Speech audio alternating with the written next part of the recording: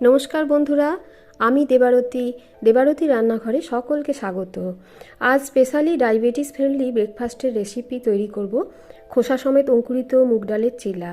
খোসা সমেত অঙ্কুরিত মুগ ডালে আছে প্রচুর পরিমাণে ফাইবার, প্রোটিন, ভিটামিন, মিনারেলস। যারা ওয়েট লস করতে চাইছেন তাদের পক্ষেও ভীষণ উপকারী, আর এটি হাই ব্লাড প্রেশার, কোলেস্টেরলকেও কন্ট্রোলে রাখতে সাহায্য করে। এখানে এক বাটি খোসা সমেত অঙ্কুরিত মুগ ডাল নিয়ে নিয়েছি, আর আছে আদা, একটা কাঁচা লঙ্কা, কিছুটা ধনেপাতা আর বেসন। এখানে মিক্সির বড় পাত্র নিয়ে তাতে খোসা সমেত অঙ্কুরিত মুগ ডালটা দিয়ে দিলাম।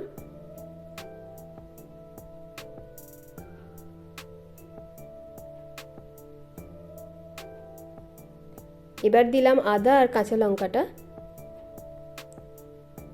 এখানে আমি বিট লবণ দেব, স্বাদ অনুযায়ী দেবো, আর কিছুটা ধনেপাতা।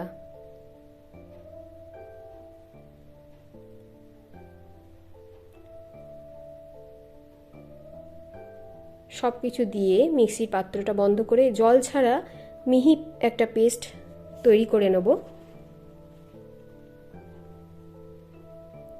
এতে কোনো রকম জল দিলাম না।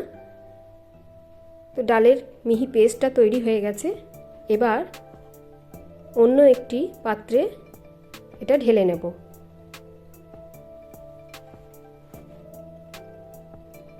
এবার এর মধ্যে দিয়ে দেবো 2 চামচ বেসন, যেটা বাইন্ডিংয়ে সাহায্য করবে। বেসনটা দিয়ে চামচে করে খুব ভালোভাবে মিশিয়ে নেব।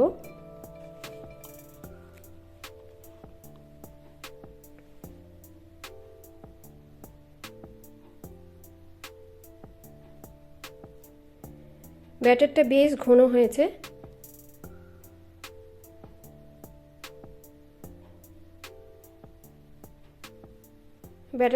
ঘন হয়েছে। তাই একটু জল মিশিয়ে নেব।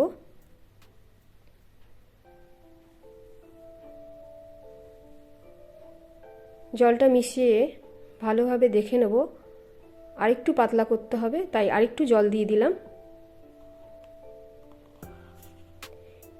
এই ব্যাটারটা বেশি পাতলাও হবে না আর বেশি ঘনও হবে না।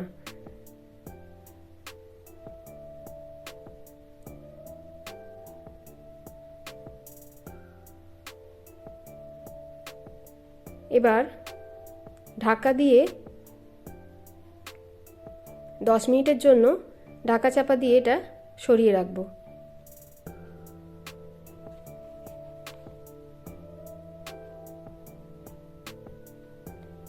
এবার ধনেপাতার চাটনিটা বানিয়ে নেওয়ার জন্য মিক্সির ছোট পাত্রটা নিয়ে নিলাম। তাতে ধনেপাতাগুলো দিয়ে দেবো, একটু আদা কুচি আর একটা লঙ্কা দিয়ে দেবো।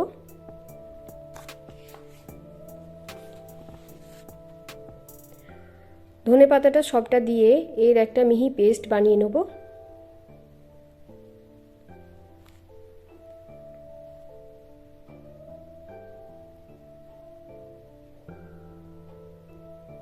এবার বিট লবণ দিয়ে দেবো স্বাদ অনুযায়ী।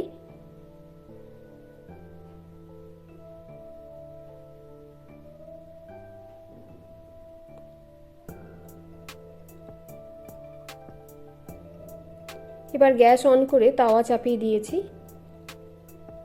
তাওয়াটা খুব ভালোভাবে গরম হয়ে গেলে তাওয়ার চারিদিকে খুব ভালো করে সাদা তেল লাগিয়ে নেব। গ্যাসের ফ্লেমটাকে অবশ্যই মিডিয়ামে রাখবো।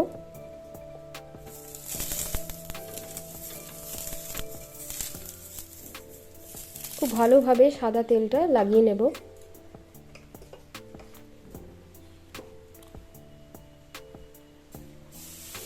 এবার তাওয়ার উপরে এক হাতা ব্যাটার দিয়ে আলতো হাতে গোল করে ছড়িয়ে দেব।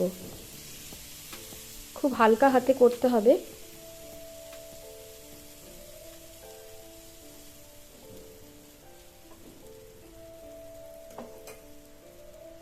এবার এটা 2 মিনিট পর্যন্ত হতে দেব।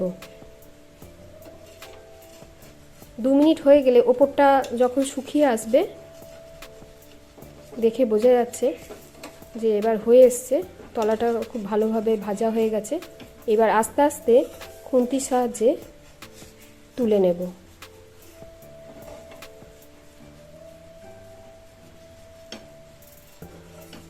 তুলে এবার উল্টে দেবো। অপর পিঠটাও খুব ভালোভাবে ভাজতে দেবো 2 মিনিট মতো।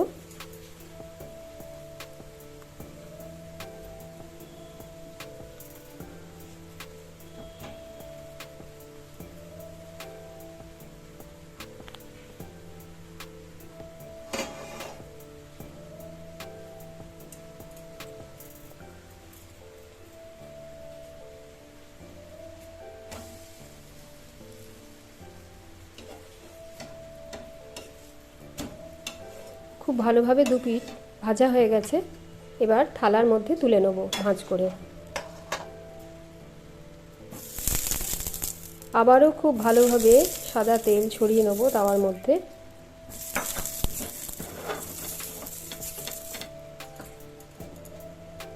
দিয়ে আরও একটা এইভাবে তৈরি করে নেব।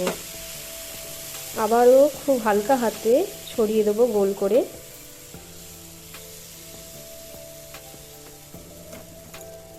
এভাবে এটা 2 মিনিট মতো হতে দেবো।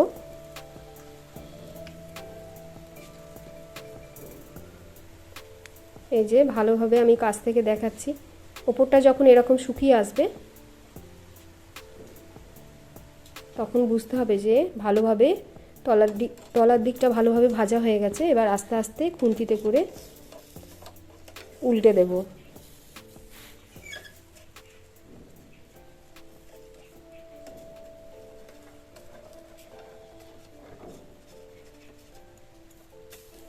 উল্টে দিয়ে আরও 2 মিনিট ভালোভাবে ভাজতে দেব।